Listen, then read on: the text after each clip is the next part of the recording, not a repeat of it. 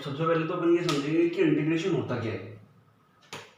Integration, देखो कुछ shapes होते हैं अपने पास, जैसे स्क्वायर है, सर्कल है अपने पास, तो इनके अपने पास डेफिनेट, जैसे एरिया निकालना है अपन को, स्क्वायर का एरिया निकालना है, सर्कल का एरिया निकालना है, पेरीमीटर निकालना है अपन को। पेरीमीटर तो चलो फिर भी ठीक है, लेकिन अगर अपन को कुछ भी, यानी कि जो रेगुलर शेप्स हैं, जैसे कि ये है स्क्वायर, क्या है स्क्वायर, तो अगर अपन को इसका एरिया निकालना है, स्क्वायर का एरिया निकालना है, तो अपने पास है कि भाई साइड का आप स्क्वायर कर दो तो वहां से क्या होगा, स्क्वायर का एरिया निकल जाएगा। सर्कल है, कोई भी एक सर्कल, सर्कल का एरिया निकालना है अपन को, ये क्या है सर्कल है। अगर अपन को इसका एरिया निकालना है तो क्या करेंगे, पाई आर स्क्वायर, ये फॉर्मूला लगाओ तो सर्कल का एरिया निकल जाएगा, ठीक है, ये एरिया ऑफ सर्कल हो जाएगा। बट अगर मेरे पास कोई भी अगर मेरे पास कुछ भी, मान लो ये कोई एक शेप है, कोई बोल दे कि बताओ आप इसका एरिया निकाल के बताओ, तो मेरे पास कोई भी डेफिनेट फॉर्मूला नहीं है मेरे पास इस शेप का एरिया निकालने के लिए। तो इस शेप का जो एरिया है वो मैं इंटीग्रेशन की मदद से निकाल सकता हूँ, ठीक है, इस शेप का एरिया मैं इंटीग्रेशन की मदद से निकाल सकता हूँ, ठीक है।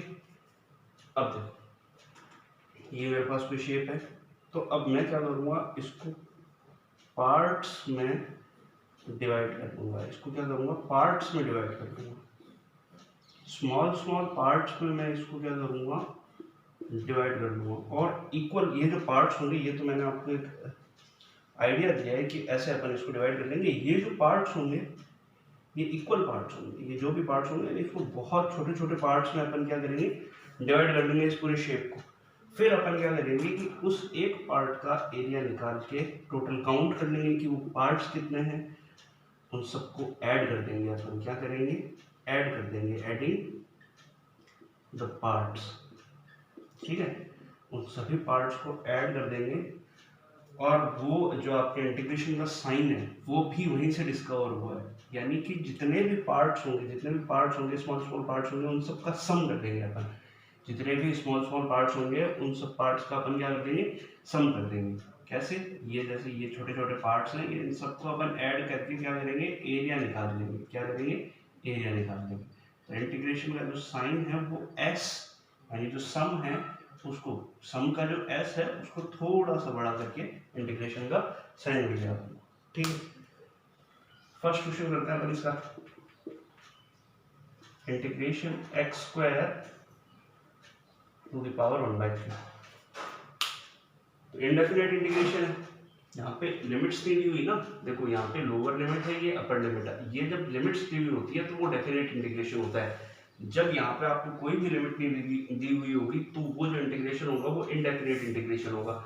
यानी कि यहाँ पे जब आप इसका इंटीग्रेशन कर दोगे, जो भी आपको नंबर दिया हुआ है, जो भी आपको कुछ भी फंक्शन दिया हुआ है, जब आप उसका इंटीग्रेशन कर दोगे तो उसके बाद में आपको एक सी जरूर है, कॉन्स्टेंट वाला जो सी है वो ऐड करना है इसको। x to the power x square to the power 1/3 could be written as x to the power 2/3 dot dx, ठीक है। क्या हो जाएगा, x to the power n का इंटीग्रेशन क्या होता है, x to the power n plus 1 upon n plus 1 plus c, तो x to the power 2/3 plus 1 upon 2/3 plus 1 plus c, तो क्या हो गया, x to the power इसके मतलब तो कितना हो जाएगा, 5/3 अपॉन ये कितना हो जाएगा, 5/3 इज इक्वल टू, ये जब ऊपर जाएगा तो 3/5 x to the power 5/3 plus c, ये इसका इंटीग्रेशन हो जाएगा, ठीक।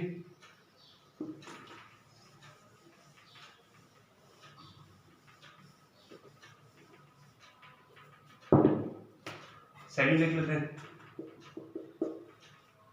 अब अपन को इंटीग्रेशन करना है e to the power 3x का इंटीग्रेशन करना है, e to the power 3x और 3x। अब देखो ये ऐसे क्वेश्चन से, ये जब अपन प्रैक्टिस करेंगे इंटीग्रेशन के क्वेश्चन तभी आएंगे अपन को। कैसे, देखो अपन को पता है कि जो integration e to the power x और dx है, इसका तो integration e to the power x का इंटीग्रेशन क्या होगा, e to the power x ही होगा प्लस c। ये सी अपन को पता है कि ये इंडेफिनेट इंटीग्रेशन है इसलिए।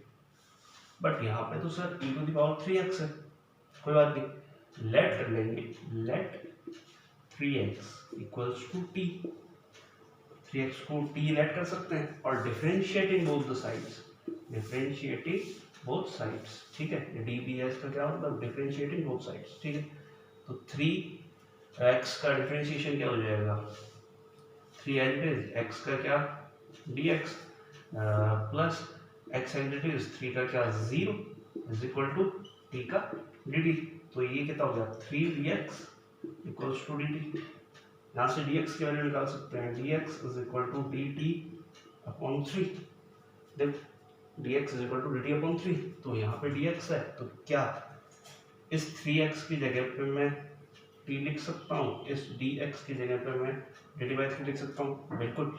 तो क्या हो जाएगा integration e to the power 3x को t लेट किया था t, फिर dx को, dx की वैल्यू है अपने पास dt/3। तो ये तो इंटीग्रेशन, ये जो 1/3 है यहाँ से कॉमन ले जा सकता हूँ मैं बाहर, तो e to the power t dot dt। तो e to the power t dot dt का इंटीग्रेशन, अगर e to the power x dot dx का integration e to the power x होगा तो e to the power t dot dt का integration क्या हो जाएगा, ये 1/3 बाहर, और e to the power t का integration e to the power t और प्लस c।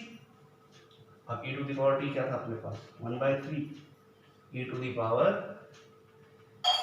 t क्या है 3x, तो e to the power 3x plus c, और क्या लिख सकते हैं e to the power 3x upon 3 plus c, ठीक है, करेक्ट।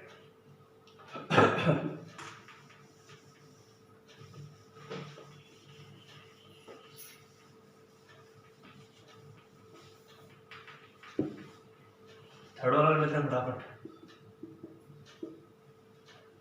क्या है integration 1/2 to the power x dot dx। क्या होगा इसका, देखो a to the power x dot dx is equal to a to the power x upon log a, यही तो है इसका इंटीग्रेशन, प्लस c, तो कितना 1 to the power 1/2 to the power x upon log 1/2 plus c, correct.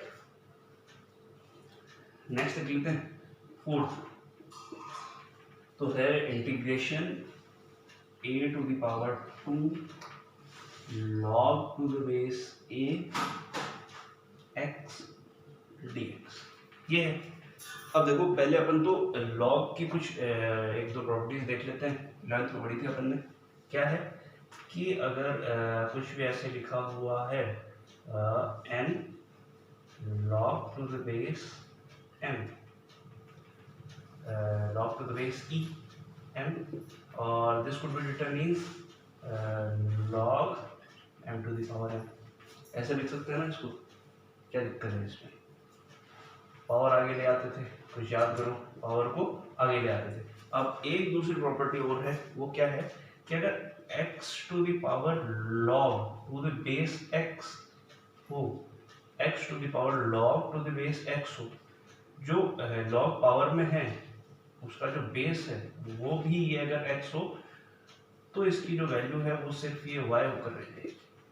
भाई बात सुन, क्या ये फॉर्मूले हैं, जहाँ से बड़े थे अपन ने, याद करो, थोड़ा सा दिमाग में जोड़ डालो कि x to the power log to the base भी अगर यही वैल्यू हो, तो ये जो log जिसका भी दे रखा है ये क्या हो जाएगी, आपकी वैल्यू हो जाएगी, फाइनल वैल्यू हो जाएगी। अब यहाँ पे इन दोनों फॉर्मूलाज को कैसे अप्लाई कर सकते हैं, देखो ये 2 log to the base a x n log to the base e m, तो ये जो n है ये m के ऊपर पावर में चला गया, तो ये जो 2 है ये क्या x की पावर में चला जाएगा, बिल्कुल चला जाएगा, तो a log a x square हो जाएगा और dx। फिर ये अगर x to the power log to the base x y है तो उसको y लिख सकते हैं,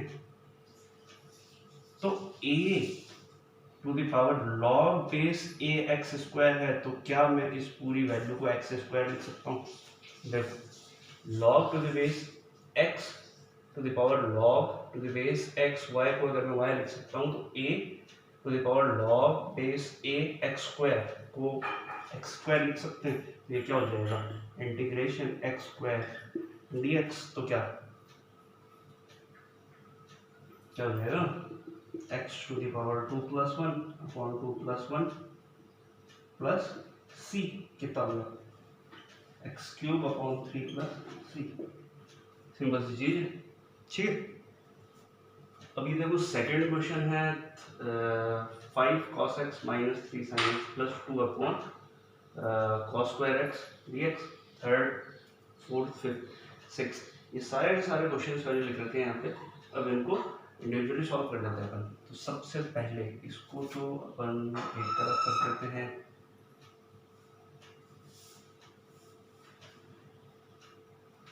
ये अपने पास इतना क्वेश्चन बचा है, इसमें अपन सॉल्व करेंगे। तो फर्स्ट क्वेश्चन को सॉल्व करते हैं अपन। सेकंड क्वेश्चन है अपना integration 5 cos x - 3 sin x + 2 upon cos square x dot dx। तो ऐसे जब क्वेश्चन होंगे तो सबको इंडिविजुअली लिख लेना अपन को। तो सबको अगर इंडिविजुअली लिखेंगे तो सब पे इंडिविजुअल इंटीग्रेशन का साइन आएगा। जैसे कि integration 5 cos x dot dx, ठीक है, minus integration 3 sin x dot dx plus integration 2 1 upon cos square x, क्या हो जाएगा? x स्क्वायर डॉट dx, ठीक है। कांस्टेंट है 5 आगे जाएगा। इंटीग्रेशन cos x का इंटीग्रेशन क्या होगा? sin x।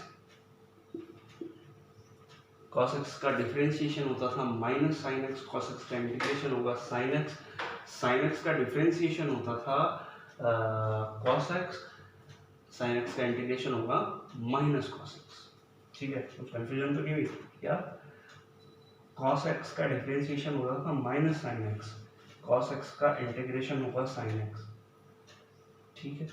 sin x का डिफरेंशिएशन होता था cos x, अब sin x का इंटीग्रेशन होगा माइनस cos x। तो 5 तो कांस्टेंट था तो बाहर, cos x का इंटीग्रेशन sin x माइनस 3 बाहर, sin x का इंटीग्रेशन माइनस cos x, फिर प्लस 2 बाहर, sec स्क्वायर x का इंटीग्रेशन क्या होगा? 10x plus c। तो 5 sin x minus minus plus 3 cos x plus 2 tan x plus c। Done. Simple सी चीजें हैं ये तो।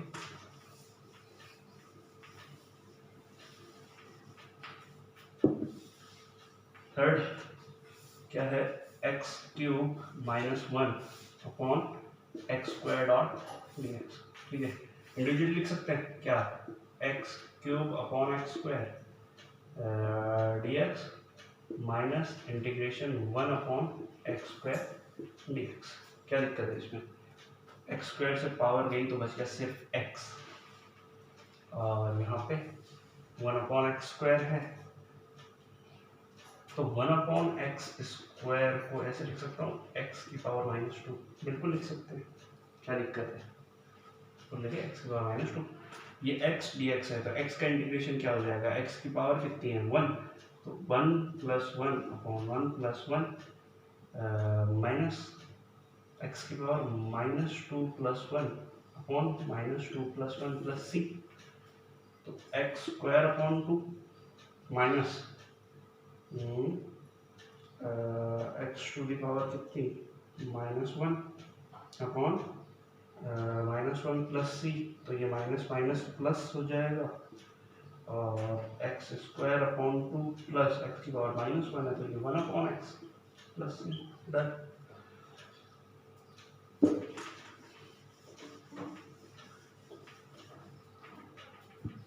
फोर्थ क्या है? Integration x square x dot cos x square x dx, ठीक है।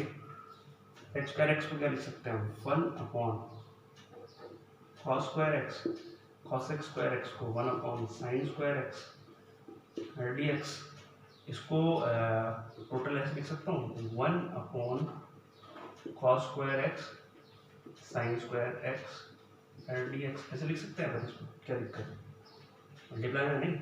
1 क्या होता है, क्या ये होता है sine square x plus cos square x is equal to 1 होता है।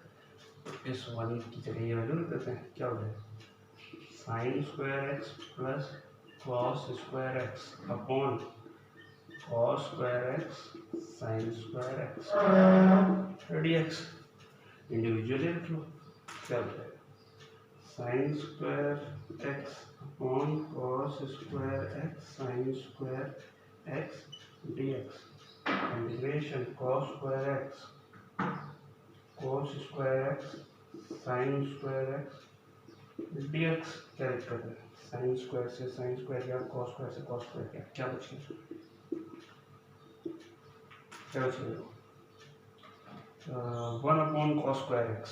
1 अपॉन कॉस स्क्वायर एक्स क्या होता है x square x dot d x plus integration cos x square x dot d x. अब तो कर सकते हैं अपन, क्या हो जाएगा एक्स स्क्वायर एक्स का क्या 10x, यहाँ पे कॉसेक आएगा, कॉसेक 1 अपॉन साइन होना तो कॉसेक स्क्वायर एक्स का क्या माइनस कॉट एक्स, बस सी। कोई दिक्कत इसमें,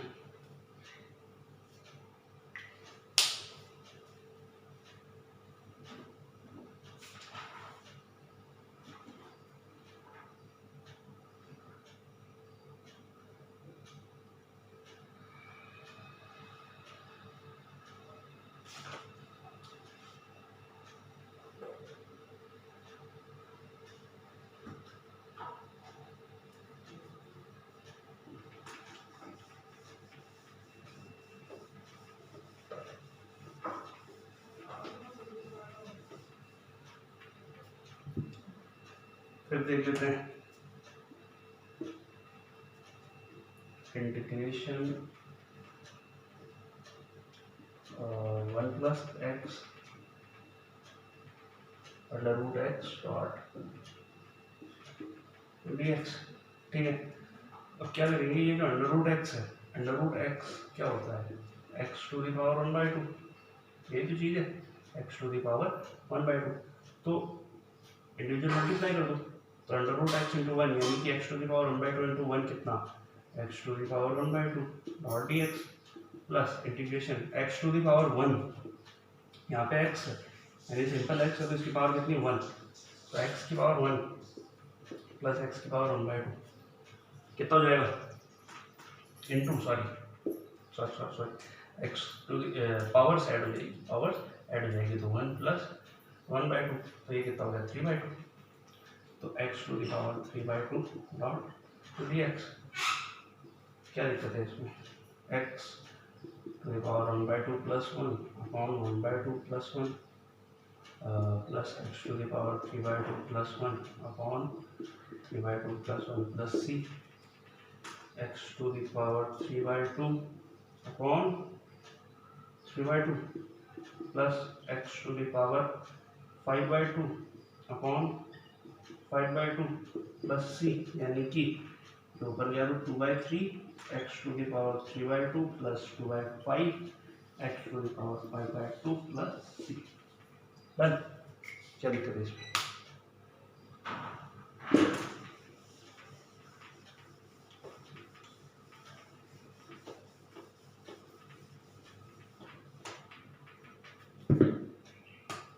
सिक्स्थ क्वेश्चन रखते हैं। हमारा क्वेश्चन सिक्स्थ क्वेश्चन क्या है, integration a to the power x dot d a to the power x dot d a, यानी कि अपन इंटीग्रेट कर रहे हैं विद रिस्पेक्ट टू ए ही कर रहे हैं, तो क्या हो जाएगा अगर x to the power n dot d x का फॉर्मूला है x to the power n plus 1 upon n plus 1, तो a to the power x dot d ए का फॉर्मूला क्या हो जाएगा a to the power x plus 1 upon x plus 1 plus c. बात खत्म। ये 7, 8, 9, 10 इनको भी कर लेते हैं फटाफट। 7 क्वेश्चन देखते हैं। cos स्क्वायर एक्स क्या है, integration cos square x upon 1 plus sign square x dx। ठीक है, अब ये जो cos स्क्वायर एक्स है इसको क्या लिख सकते हैं अपन, ये होता है ना sine square x plus cos square x equal to 1। तो cos स्क्वायर एक्स को क्या लिख सकते हैं अपन, 1 माइनस साइन स्क्वायर एक्स, यहाँ पे लिखते हैं। तो is equal to integration 1 minus sine square x, 1 minus sine square x, इसको ऐसे लिख दिया, upon 1 plus sine x dx। अब देखो 1 ये जो है तो 1 का स्क्वायर भी 1 होता है, तो यहाँ पे मैं अगर 1 का स्क्वायर निकाल दूँ क्या दिक्कत, कोई दिक्कत नहीं। तो a square minus b square, a square minus b square identity क्या होती है, a plus b a minus b, तो क्या हो जाएगा integration a minus b into a plus b, identity है ना, a square minus b square क्या हो जाती है, a plus b into a minus b upon 1 plus sine x dot d x. 1 plus sine x, 1 plus sine x cut 1 minus sine x, तो integration 1 minus sine x और dx, तो क्या हो गया integration dx minus integration sign x dx। तो dx का integration हो गया x, साइन एक्स का इंटीग्रेशन हो गया माइनस का cos x प्लस c। तो x minus minus plus cos x plus c।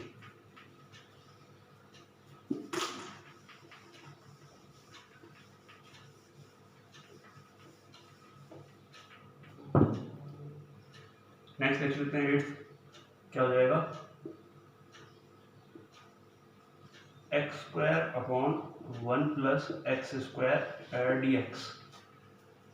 तो ऐसे अगर क्वेश्चन आएंगे अपने पास तो क्या करेंगे अपन, यहाँ पे यानी कि जो डिनोमिनेटर में है उस जैसा बनाएंगे अपन न्यूमिनेटर को, कट आउट कर देंगे, कैंसिल आउट हो जाएंगे, फिर उसके बाद में सिंपल हो जाएगा क्वेश्चन। तो यहाँ पे क्या कर सकता हूँ मैं, अगर यहाँ पे 1 ऐड कर देता हूँ, मैं एक्स स्क्वायर में 1 ऐड कर देता हूँ और 1 ही सब्ट्रैक्ट कर देता हूँ तो कुछ फर्क नहीं पड़ा। 1 प्लस एक्स स्क्वायर dx, तो अलग अलग लिख सकते हैं तब इसको, क्या हो जाएगा 1 plus x square upon 1 plus x square dot dx minus 1 अपॉन 1 plus x square dot dx। बच गया सिर्फ dx, तो dx का इंटीग्रेशन होता है x माइनस इंटीग्रेशन ऑफ 1 अपॉन 1 प्लस एक्स स्क्वायर, किसका, tan इनवर्स x का, किसका tan इनवर्स x का। डायरेक्ट फॉर्मूला है अपने पास इंटीग्रेशन का, प्लस c।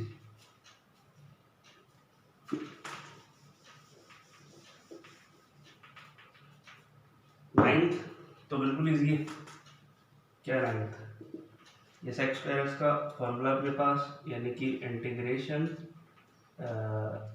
सेक square x plus sec x tan x d x. तो सेक स्क्वायर एक्स का तो है क्या tan x, sec x tan x का क्या है सेक एक्स प्लस सी।